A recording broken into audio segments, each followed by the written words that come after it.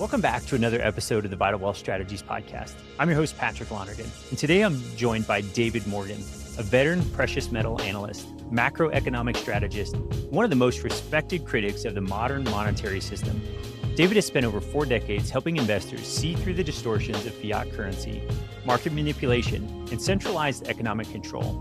And he's the publisher of the Morgan Report and the author of the Silver Manifesto. In this episode, we go way beyond headlines and get into real conversation most people avoid: how global monetary systems quietly erode freedom, how economic truth gets buried beneath mainstream narratives, and what happens when financial control becomes fully digitized. We talk about why freedom is often the first casualty in a rigged system, what the elites fear most about independent money, and the truth about CBDCs, or central bank digital currencies, what they are, what they mean, and what could come next. But this just isn't theory. David brings calm, clear insight that helps you think like a strategist instead of reacting like a consumer.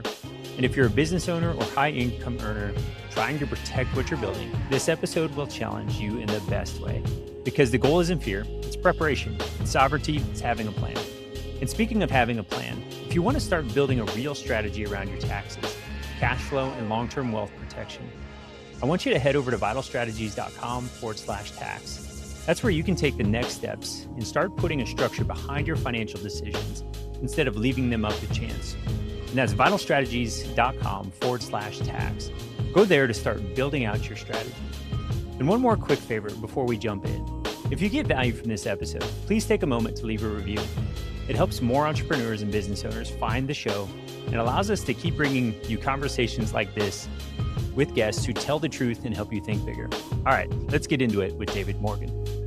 I'm excited about this conversation today. We've got David Morgan. We're going to dig into fiat currency, money supply, all of those other things. But before we do that, just like to think about the problems that we face as entrepreneurs.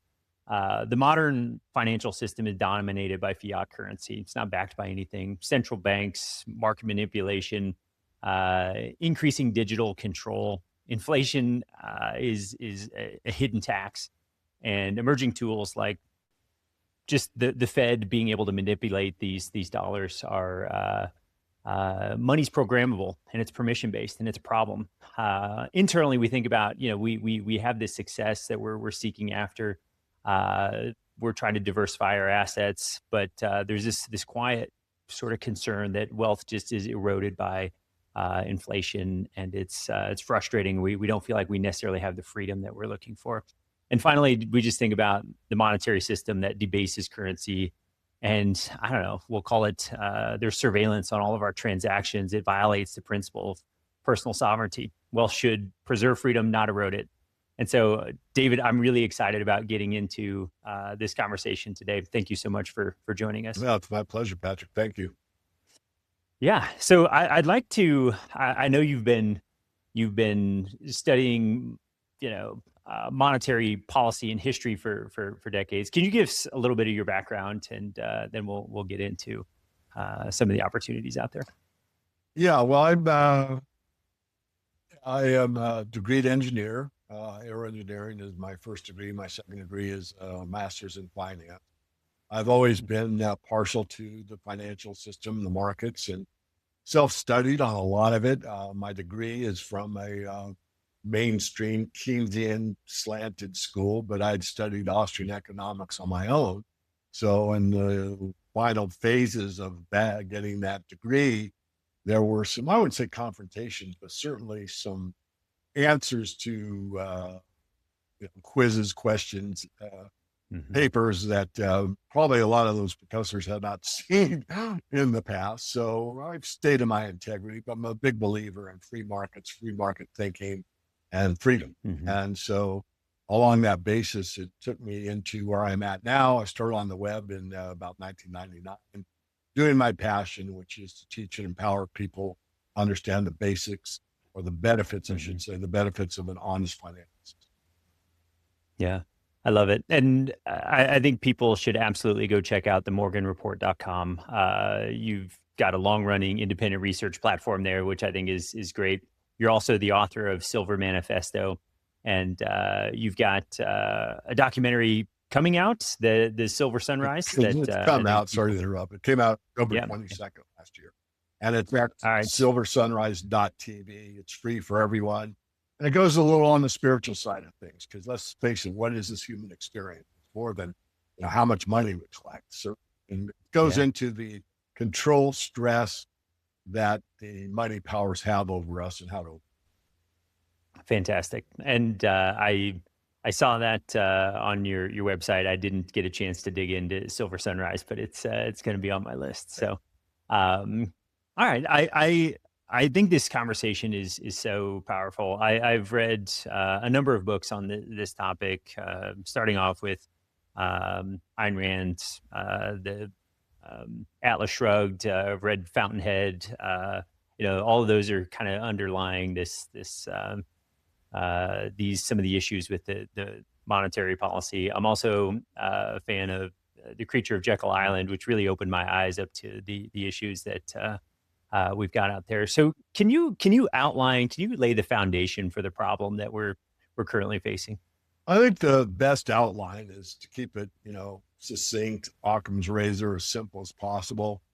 And I think most of us, maybe not all of us, would say one of the primary lessons that we give our kids is you cannot get something. In life, there is a price to pay. I mean, if you're going to be a supreme athlete, you might be gifted by God or whatever your belief system and have a lot of genetic ability, maybe superior to the average person, but you're not going to get to an elite status unless you take those gifts and work at some more. You're going to so there's a price to pay.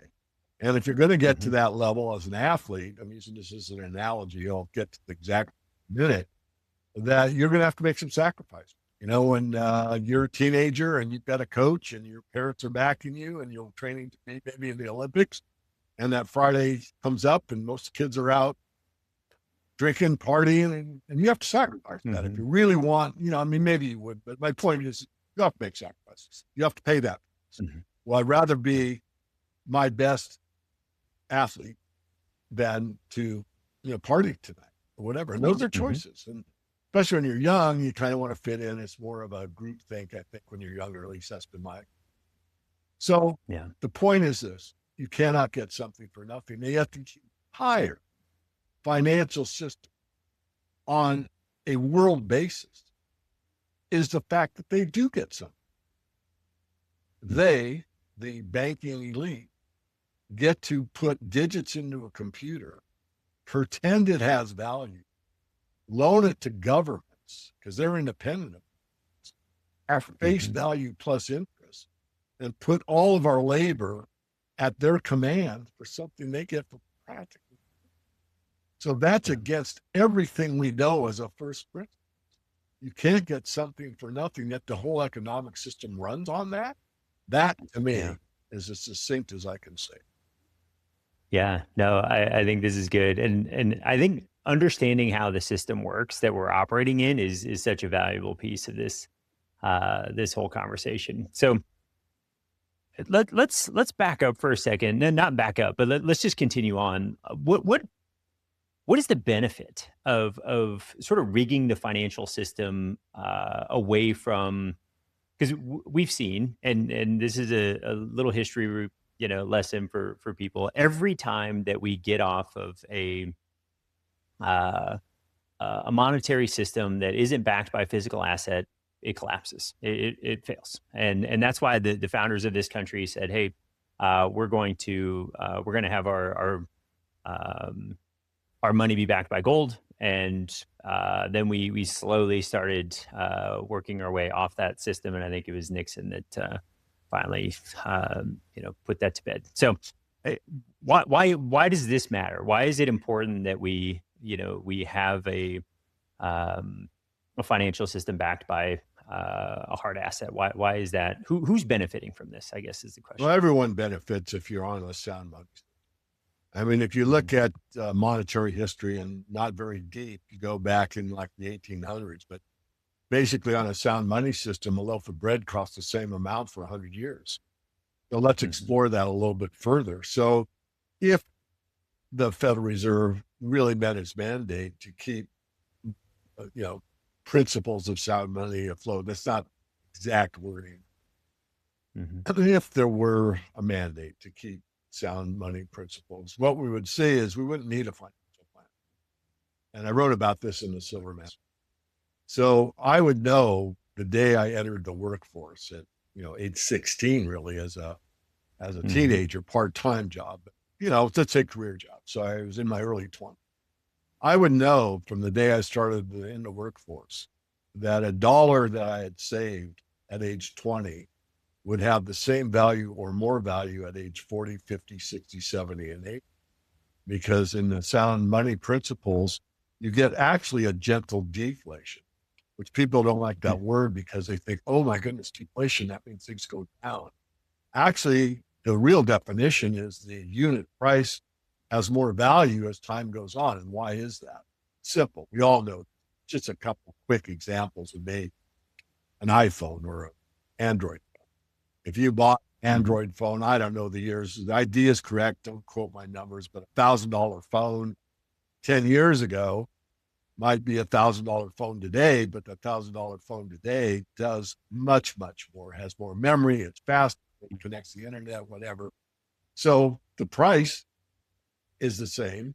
The features are better. Now, that's not true in all production. I mean, food costs more, energy costs more. The idea is that we do better over time. So the productive capacity gets more efficient and you see more features that are wanted by the marketplace develop. So whatever the automobile is or the radio, TV, whatever, it doesn't have to be electronic. Most things, generally speaking, get better over time so that unit price, that ounce of gold buys a better product 10 years from now than it did 10 years in the past, 20 years in the future. Yeah. So that means generally your money actually stretches further over time and not drastically, but so you would not need a financial planning industry at all. You would know that just by saving that you would, you'd have to plan out your, what your wages are within your means, but you would have a very good idea based on your lifestyle, what you wanted out of your life, assuming you had a decent job and could pay your bills, what I would need to save for the future. All of that's out the window because if you're certified financial planner or not, there's a bunch of assumptions made and usually it goes something very quickly. I'll speed this up, but all right, Patrick, you're here. The inflation rate's 3.2%, which of course is a lie, but let's just go with numbers. And we can get you 7%. We're going to put you in this mutual fund, this ETF, and that ETF. First fund across the board. Give me your money. I'm going to take, 20% every year, blah, blah, blah, blah. I know what you're on. And this is full of to do it. Because the basic principle goes back to what we talked about and I want to reemphasize it. If the whole system is based on getting something for nothing, then they're diluting the money supply, which makes every unit, every quote unquote dollar worth less and less over time. It becomes worth less and worth less and worth less. And then once it's worthless, it's the same word, but worthless means I don't trust it at all. I need to spend it as fast as I can because I'm worried about, 2 days from now, 2 weeks from now, 2 months from now, 2 years from now, that I don't have any purchasing power. So rather buy something of value that I could barter or exchange for currency in the future than hold on to this quote unquote what's called money today. It's really yeah. This is interesting. I don't want to. Let's take a little detour, and I want to just get your opinion on. I look at the something for nothing side of things, and a few things are coming to mind. 3 things actually. First, I'm seeing massive inflation in the cost of healthcare. And I think about all of the, I'll say government dollars that are showing up and people get effectively something for nothing. We also see it in education, the easy financing that's out there for education for kids. It's like the cost just is unsustainable. And then we look at the COVID stimulus dollars that flooded the economy that pushed inflation to crazy numbers.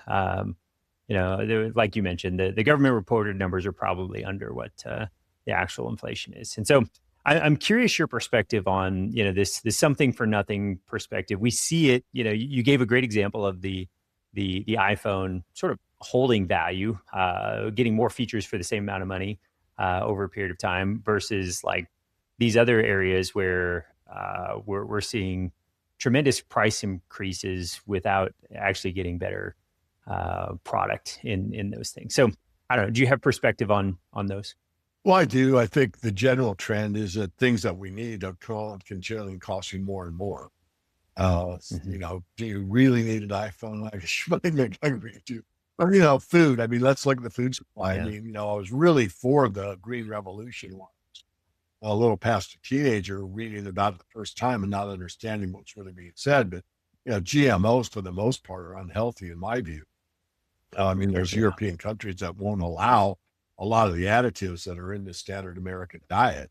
So, if we're getting better and better for our populace, we want more and more nutritious food, not less and less nutritious. So there's one, and that's a need. That's an absolute. We all have to eat.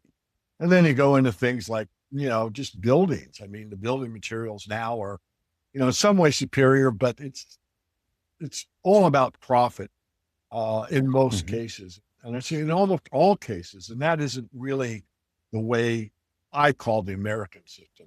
There is pride. I mean, to digress a bit, but there was Spokane, Washington, where I live. We have some pretty powerful old architecture downtown. I happen to be in one of the mining companies that I work with, and they were expanding the facility, and they were taking out an interior wall. And the 2x4s interior to that wall were straighter, stronger than any board you'd see today at any lumber yard. They were a true 2x4, and they're straight as an arrow. And I thought, wow, that was just in your face. If you're paying attention, which I usually do, how far we are just looking at the profit. And so I think that's something that needs to be corrected. And markets usually do correct. I mean, you read, the Fountainhead and Ayn Rand, Atlas Shrugged. I mean, we're going to get to a point where the whole system will have to adjust. This just profit motive alone is not the only way to go. Sure, in a competitive society, you really want a competition is you want a better product at a lower price. And that to win it. And it still happens to some degree. I won't say it doesn't exist, but it doesn't exist to the extent it did, let's say in the 19th. I'll give it back to you. Yeah. No, this is fantastic. So I'm just thinking through, can we talk about what the threats are? Like, what are the threats of I just think about the debt that we've got as a nation, and at some point, if you play this out long enough, it starts to fall apart. And what happens then? What happens if our financial system falls apart? That sounds like a very ugly situation for lots of different reasons, but I think it's worth exploring. Like, if we don't take some action on the front end, we might end up in a bad scenario on the back end. So, can we talk about that a little bit, and what? Then we'll get into what some of the opportunities are to hedge against that. You're not giving me any softballs today, are you? All right, there's an answer. Sorry. And this is my best thought out answer. So really, at the end of the great inflations, there's two ways you go. One is a hyperinflationary depression, and the other is a debt liquidating depression. Now, I just said the word depression in both instances. In a hyperinflationary blow-off, currency is not trusted. And that's the most, in my view, morally inaccurate way to go. Because one, if you've broken the trust, it's really hard to bring it.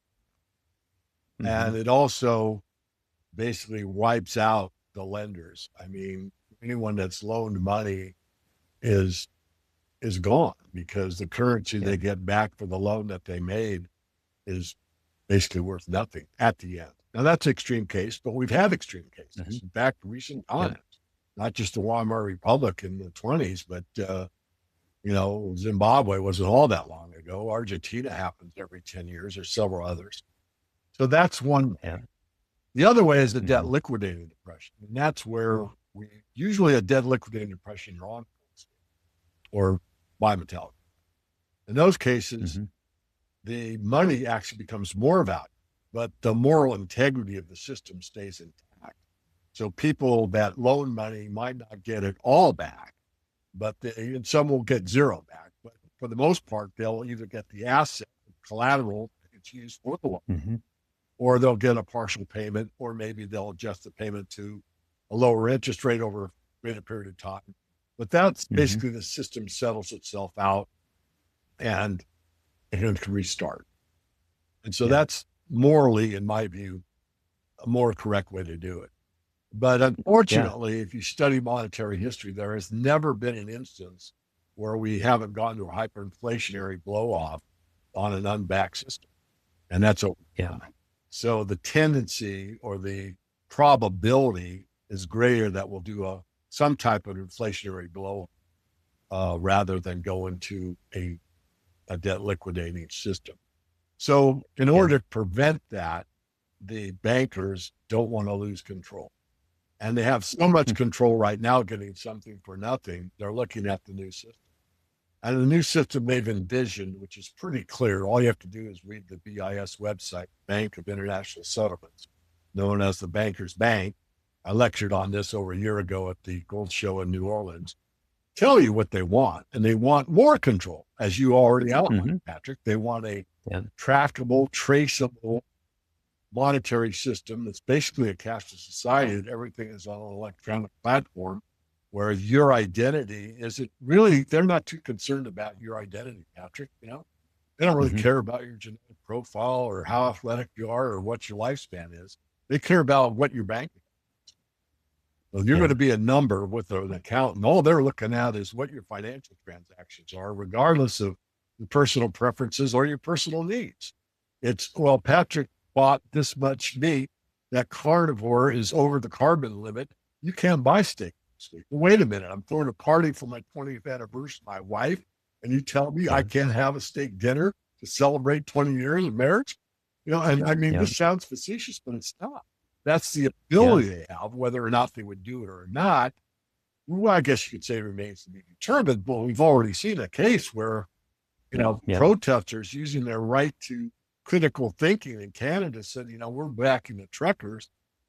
This illness thing is wrong. You're doing it the wrong way. We want to say something about it. What do?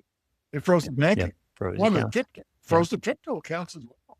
So they don't need a new system to lock you out. They've already proven they can do it. So this is very disheartening because, let me just say one more thing real quick. To me, if you go back to my early 20s and 30s, financial freedom meant freedom. If I had enough in the bank, I could start a business. I could give to charity. I could go on a lecture circuit. I could veg out on the beach for 2 months, whatever. But money meant freedom. Now it doesn't matter to be a billionaire, but if you're not socially or politically correct, that doesn't matter. Doesn't matter at all. It's as if you're poverty because they control more control.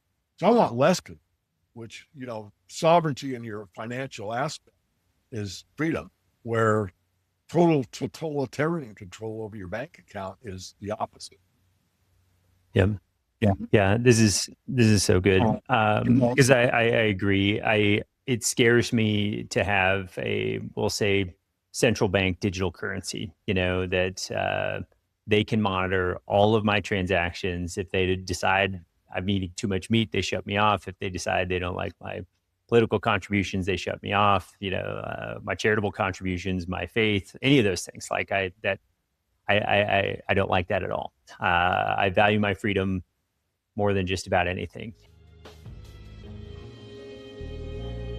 If today's episode hit a nerve, if it made you realize how fast the rules can change, how fragile the system can be, and how important it is to have a real plan, then don't just listen and move on. Take the next step. Because here's the truth. You don't need to predict the future to win. You just need a strategy that's built to protect what you're building no matter what happens next. That's exactly why I created vitalstrategies.com/tax. When you go to vitalstrategies.com/tax, you'll be able to start building a tax strategy that helps you keep more of what you earn, strengthen your cash flow, and make smarter wealth decisions with confidence. So you're not reacting to the system. You're leading your life and business on purpose. So if you're ready to stop leaving money on the table and start playing offense with your wealth, head to vitalstrategies.com/tax and get started today. Can you walk us through, okay, we've identified the problem. What is the solution? How do we solve this problem? How do we take back some of the control and have more economic freedom than in the current state? I'll answer that question. I want to back up a little bit because I actually didn't finish the inflation deflation debate. So in either case, you go into basically a depression. But what happens? And let's go there, because I used to think about that a lot until I got the answer, let's say. So in either case, all the wealth actually stays in place. So if you think about it, if let's say a financial collapse takes place, and for talking purposes, that means that every bank in the world closes for 2 weeks. We'll just use that as a scenario. And I think everyone would agree, if your bank account closed for 2 weeks, how do you get a credit card to buy gas? How do you buy? I mean, it would be a crisis. You could do 1 week. You could make it 3 days. Let's just say that's it. What actually takes place is very disheartening. But if you look at it from the 30,000-foot view, which we often say, all the wealth is still there.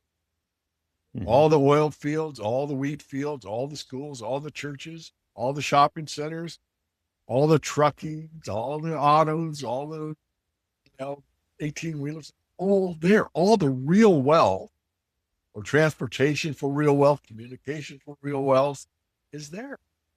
So what happens? Well, what happens is the ownership and pricing or value. So if you are in a system that locks up, like it did in the 30s where the banks were closed for, I forget how many days, wasn't forever, short period. You find out that, your mortgage is whatever. I mean, I won't go into real details, a big broad brush view. Broad brush view is things settle down and they get repriced. So usually things that are on credit come down. So what would that mean? That mean almost all commercial and residential real estate, because they're all based on the future value of the dollar. The dollar's repriced for, let's say, a more realistic connection to the labor rate, so that the average person can buy shelter, when a concept, and maybe food that we really need that's not on credit. It's a cash only market. Maybe it stays the same or maybe goes up, could come down. And then, the automobile industry, which basically, I have to digress here just for a minute because most people don't. Yeah. I mean, most auto manufacturers are not in the automobile business. Wait a minute, David, are you out of your mind? They manufacture automobiles like crazy. They are finance companies, and if they weren't financing automobiles, they wouldn't be automobiles. It's sort of like McDonald's story. Is McDonald's a restaurant or is it a real estate? Hey, folks, it's a real estate. Anyway, sorry, I had to digress. I love it. No, that's the point being that we will have an adjustment. There'll be new ownership. I think it'll be a more realistic way. And from a more of a spiritual aspect, and I'll go there because I do, is it may be a cleansing that we really need. Now, certainly it's going to be harsh and it's going to probably lower everyone's lifestyle or close to it.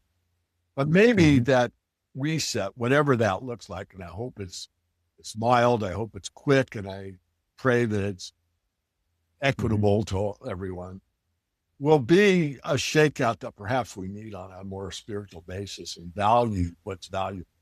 In other words, one of my pet peeves in the Silver Sunrise is that kids are taught the wrong thing. They're taught to value everything outside of themselves.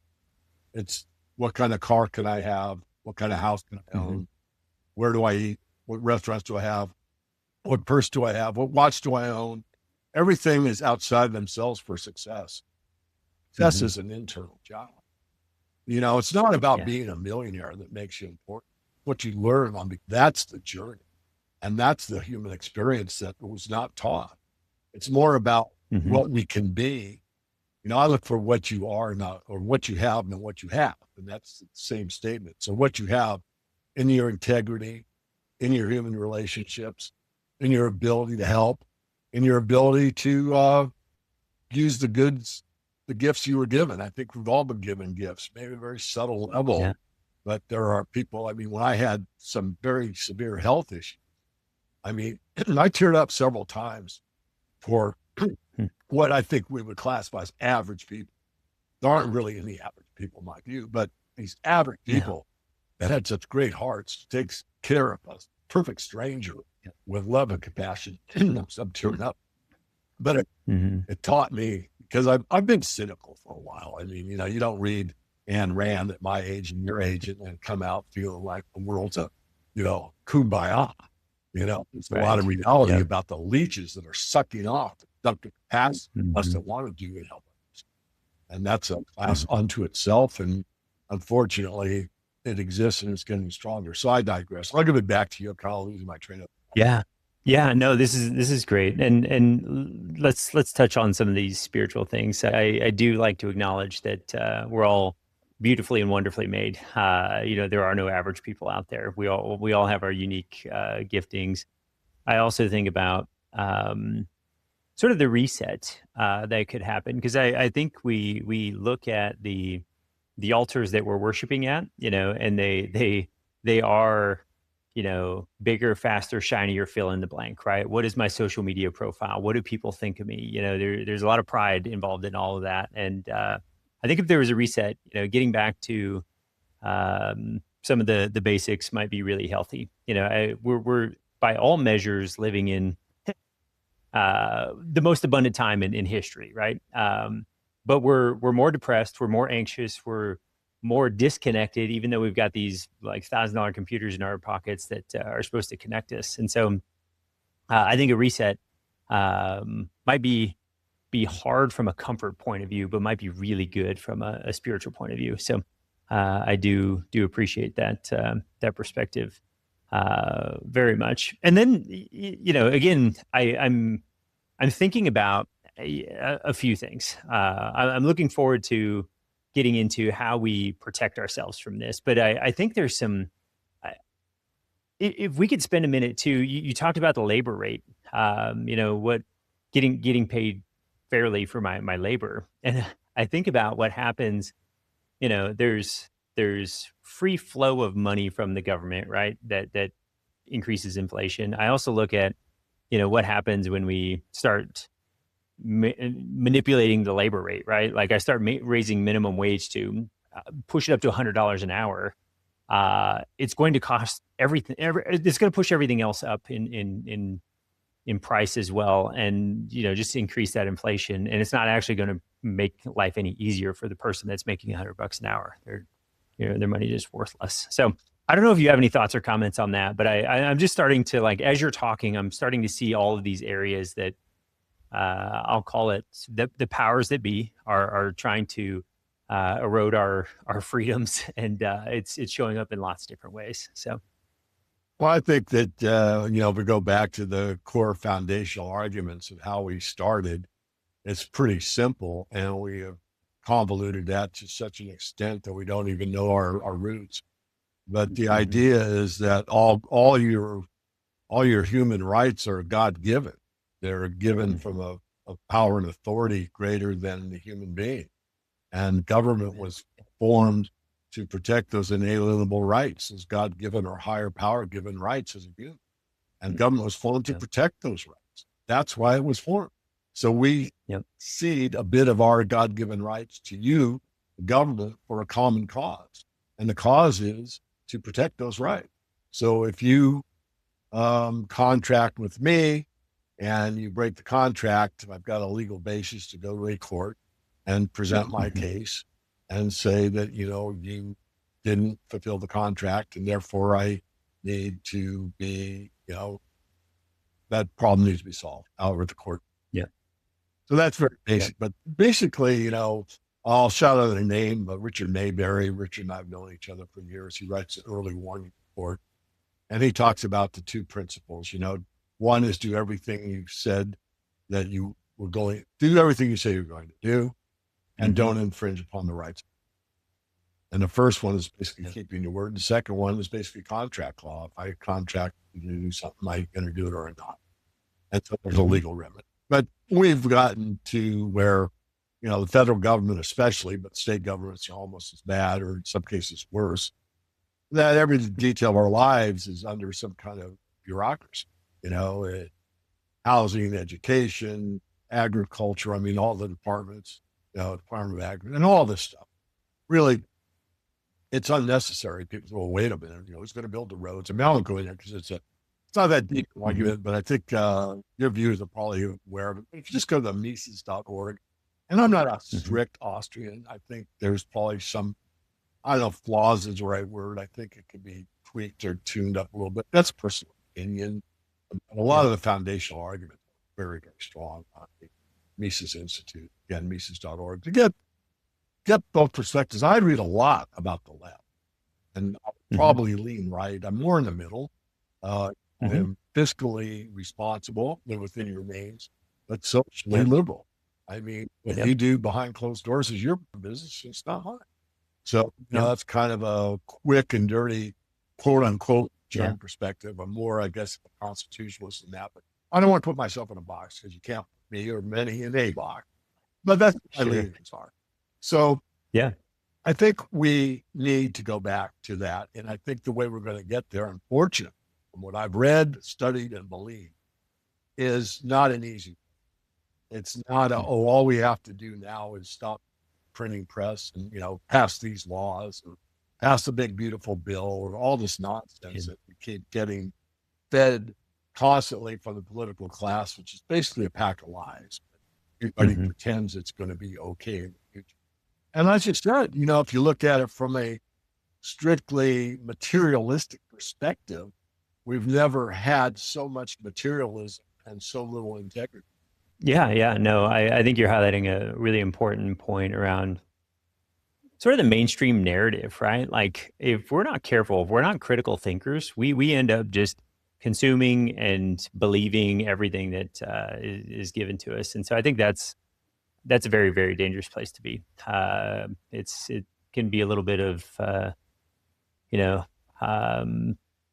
emperor has no clothes. Everybody just believes that it's okay. And even though, despite all the evidence staring us straight in the face, we're just going along with the general consensus, and that it's a scary place to be. So, okay, I think about how do I go about reclaiming my monetary sovereignty? How do I do that? Right? Like we've highlighted some of the problems that are out there, but what is the opportunity for me to go? All right, I see those problems. Let's go do something. I've got some agency. Let's fix that problem as best as I can. Well, there's a few ways. First of all, if you look at legacy wealth, I mean, anyone in wealthy, whatever how you define that, three things: it's land, it's gold, and it's fine art. Fine art's out of my realm, but if you're very, very wealthy, it definitely plays a part. I mean, if you were in hard times and wanted to be a gray man, meaning blending in with the vast majority and live in a modest dwelling, you could still have three Rembrandts that are worth 500 times the price of that structure and be low key if no one with his paintings were. Don't put them on your wall. Right. So, but I digress. But gold holds its value throughout time. Yes, it varies in price. It goes up and down. Sometimes gold is overvalued. Sometimes gold is undervalued. Sometimes gold is fair value. But in the aggregate, on the average, over various lengths of time, provides wealth preservation. And land basically does the same thing or better, because all productive capacity on Earth comes either above the land or under. Either you're getting oil or minerals under the ground, or you're putting something on top of the ground, like a crop or real estate, be it commercial or residential. So it's that simple. So that's the very wealthy. But to drill down on that for the average person, buy some silver coins. I mean, silver is still not unaffordable. It's certainly much higher in price than it was just a few months back.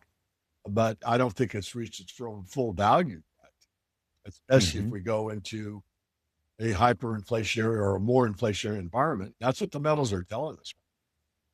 They're giving us a weather report that the storm ahead isn't on us full force yet. And if you don't have some protection, and it's legacy. I mean, it's very easy to pass a gold coin on to your granddaughter without having to say very much. So wait a minute, the control freaks, as we've already talked about, want ultimate control of everything we have. That hasn't Right. happened yet.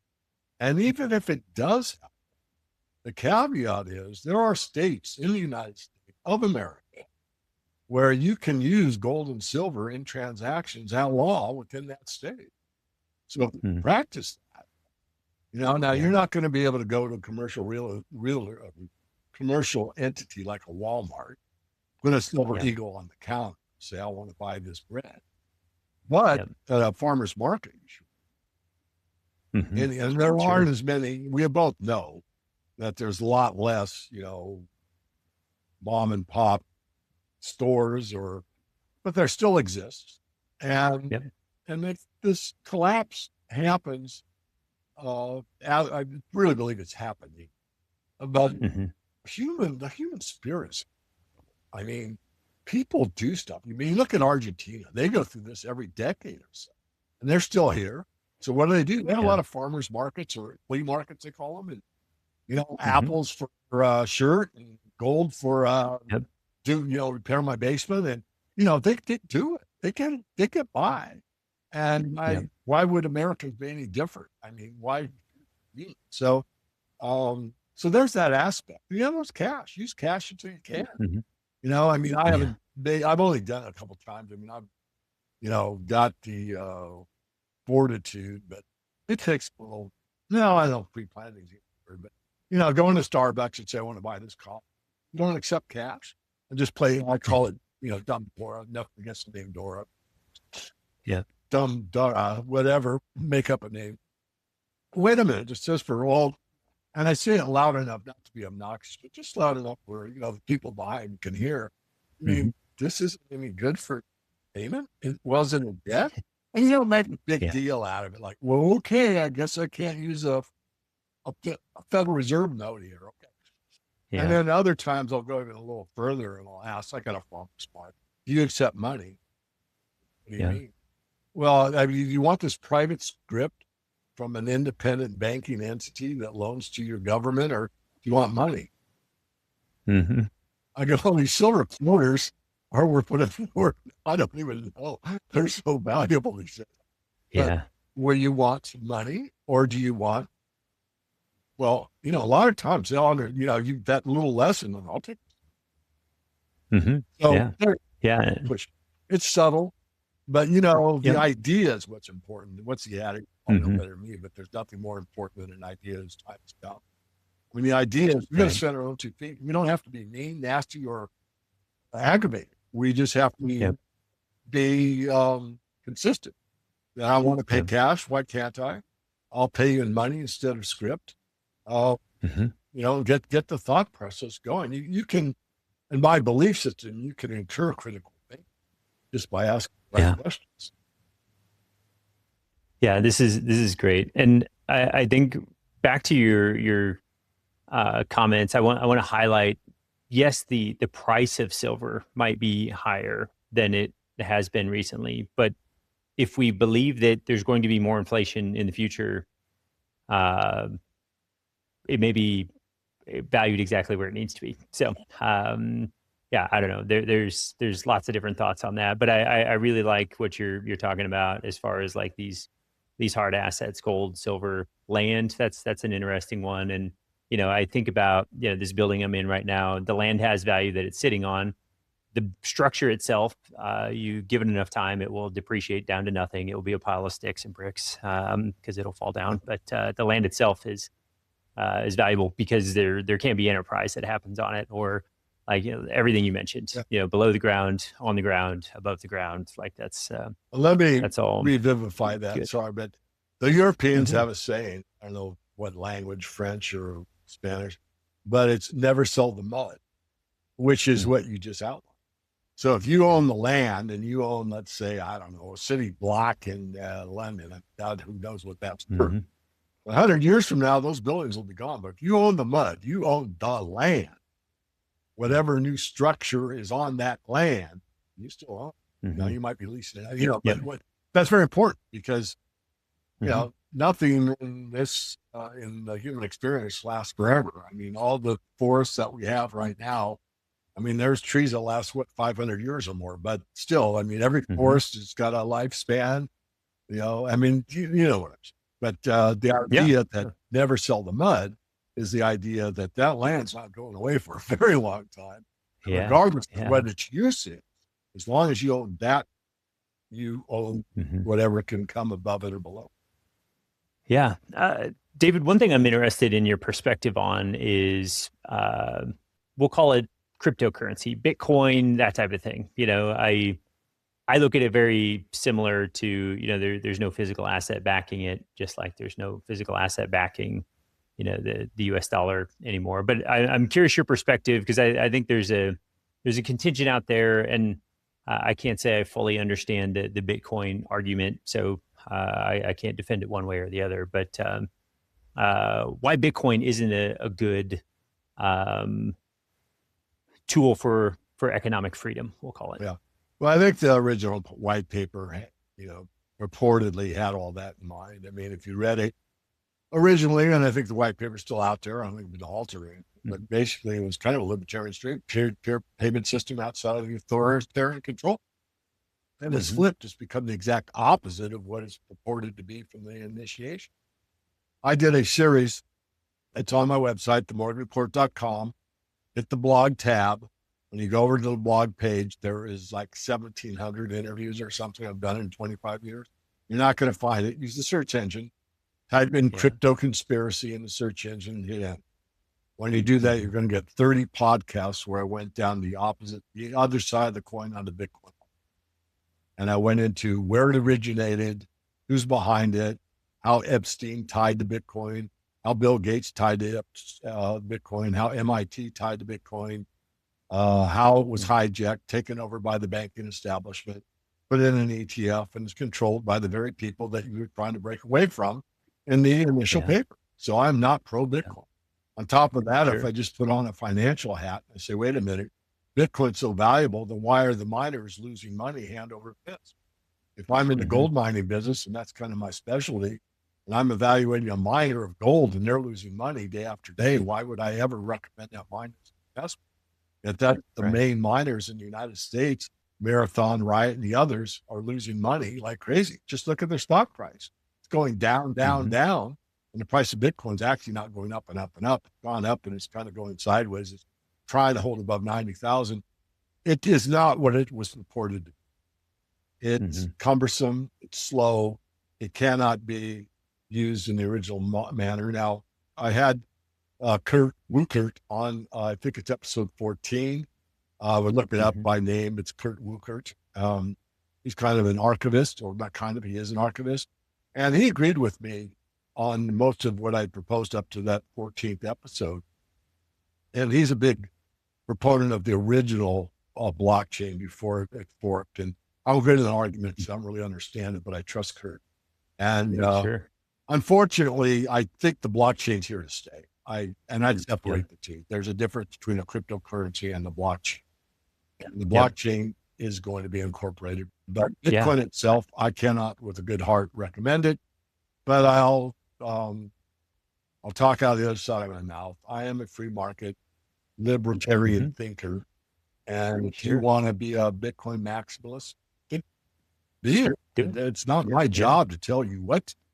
It's my duty to tell you that Bitcoin loses money from the mining. That I don't think it's going to last forever. That when it shows up on the periodic chart, I'll call it digital. Until that day, they are not the same thing, or even nearly the same. If you look at what Michael Saylor's done, and he makes some very strong arguments, but just because you talk well doesn't mean you know a lot. Yeah, that's great. And so to recap what you said, I really like this gold, silver, land, holding these physical assets, I think is awfully important. And when I think about tying a few the concepts you discussed together, now I can take a piece of silver and I can trade it for some commodities that I can now barter with. If we think about the economic system really having troubles, and all of, if it takes a wheelbarrow full of cash to buy, a loaf of bread, like that's not an effective way to transact. And so I'm thinking about my hard assets that retain their value, that I can exchange for maybe different commodities that now I can barter with at, we'll call it the farmer's market. I think now we're sort of back in business versus, if my debit or credit card no longer works, I'm in real trouble. So anything to add to that? No, I think it's more, self-reliance. I mean, purportedly I wasn't there, but after the, I guess, Constitutional Convention, you have to read between the lines here, folks. But, Franklin comes out and some woman supposedly asked him, well, what have you given us? And he said, a republic, if you could keep, because the premise was that we would be knowledgeable in law, knowledgeable in religious freedom, not necessarily have to believe anything. You have the right to believe whatever you want. And that we would basically have that common heritage of we were responsible for our own actions. And that self-responsibility has been diluted year after year after year. Well, I don't know enough, so I need to, go to school to be educated. Well, okay, that's probably a bad example, but I don't know enough to cook. I need a food service to deliver it to, or I've got to eat out at a fast food place because I don't know.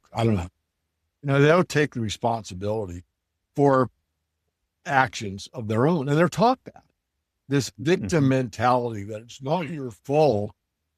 Well, there are cases that's true, but the majority of cases, you're responsible for what you put in your mouth. Now, there are people that have a weight problem that it isn't. I believe that, but there's also many that could control it if they ate. And that's your own responsibility. And there's a responsibility in a way to yourself, not only to be true to yourself. The great oracle of Delphi, self be true, is one of the adages I try to live by or do live by. But the other one is like, where do we get the most satisfaction? I mean, if we win the lottery and we just count the money in the bank, how satisfying is that? Satisfaction comes from having a windfall and sharing it with others, taking your friends to a 5-star restaurant, taking them to that Super Bowl game because you're all football fanatics or whatever. And that's what the human experience is about. More about giving than receiving in a way. People don't get that concept. It's more like, look at what I have. I'm important because of what I have. No, you're important because of what you have and the actions. The walk, not talk the walk. That's where the real satisfaction comes from. We're not taught that. Thought we're victims and it's not your fault. Well, maybe it's not. I mean, I could go on with that, but you don't have to buy into that. How many, some of the most heartwarming stories to me, and I'll give it back to you, is, that person that was a welfare recipient, victimhood all the way, raised that way, believed that way, and hit some turning point, that one place, and realized it, read a book, heard a lecture, saw a movie, whatever the impetus was, so, this is bullshit. The biggest flaw in the human structure is the belief system can overrule. I don't like that, but it's my understanding from all I've learned up in 7 decades that you can believe something that just isn't true. And that's unfortunate because the truth should overcome everything. Yeah. Amen. David, this has been a fantastic conversation. I feel like we could continue it on for probably another hour or so if we wanted to. Just to point people though, I think everybody should go check out themorganreport.com. You've got free insights, educational resources, independent research. It's a wonderful resource. And checking out your documentary as well. They can find that on the website as well. Can you give us the link one more time for the documentary? Because I know that is out there. It's silversunrise.tv. And it's free. Just go to that URL. There's a big thumbnail, they call it, with a big arrow in the middle. Just click it. It's an hour and a half long. You might want to watch on the weekend. Comment section is open. If you got some constructive criticism, I'd like to hear it. Great. If you want to be nasty, I don't look. Yeah. But I'm up for whether I'll do a sequel or not. I don't. I also think you're just such a resource. People can consult with you if they've got desire to make some investments in hard assets, gold, silver, what have you. I think you're in just some of our conversations outside of this, you're one of the most efficient ways to get access to these resources. It's really good. So I think people should, again, check out the Morgan Report. you can connect with David there and learn more about how to make some of these investments in things like silver, which is great. And when I think about the stakes that we're facing, if the entrepreneur just ignores these warnings, right? There's a risk of failure when access to capital starts to get restricted and purchasing power continues to erode. Wealth becomes just conditional on compliance, right? Like if the powers that be have the ability to shut our wealth down with our non-compliance, that's no fun. We think about it on the other end. If we engage, we gain clarity and conviction. We now have optionality, and my wealth is no longer fully dependent on the systems that can be manipulated, printed, or digitally constrained. And so I think that's awfully powerful position to be in. Our whole objective is to just have freedom. That's why we are trying to build these businesses, so we can have a freedom to do all the things you were talking about. We like this acronym called REACH. The R's for relationships, and the acronym REACH is the most valuable things in life. So R's for relationships, E's for experiences. You're talking about taking your friends out to that dinner or the Super Bowl. A's for advancement or growth. I just think of all of the reading and learning you've been doing. Same thing here. It's like we're constantly trying to get better. C's for contribution. Let's make an impact outside of ourselves. The scriptures tell us that it's better to give than receive. And then H is our health. We think there's three components to that. There's a spiritual health, there's an emotional health, and a physical health. And if we're not healthy there, nothing else really matters. So the world tells us to go find a bigger, faster, shinier fill in the blank. And we all know that just returns void. So David, this has been a fantastic conversation. Any last little comments before we wrap up? No, it's been a true pleasure, and thank you for the reach. I will take that to heart. Yeah. Very well said. All right. Wonderful. Thank you. All right, my friend. That's going to wrap up today's episode of the Vital Wealth Strategies podcast. First off, thank you so much for tuning in and spending part of your day with me. I hope you got a ton of value from this conversation with David Morgan. And more importantly, I hope it gave you a new lens to look through when it comes to protecting your wealth, staying ahead of the curve, and making decisions from a place of strategy instead of fear. If this episode hit home for you, do me a favor, share it with someone you care about, another entrepreneur, a business owner, a friend, a family member, anyone who needs to hear this message. You never know how much one conversation can shift someone's mindset and change the direction of their future. And if you're ready to take action and start building a real plan around your taxes and wealth strategy, I want you to head over to vitalstrategy.com/tax. That's where you can get started and begin building out a strategy that actually supports the life you're trying to create. Again, that's vitalstrategies.com/tax. Go check it out and start putting the right moves in place. Also, if you enjoyed this episode, please take a quick second and leave a review. It seriously helps the show grow. It helps more entrepreneurs find these conversations and allows us to keep bringing on high-level guests and real-world strategies that make an impact. And remember, you're a vital entrepreneur.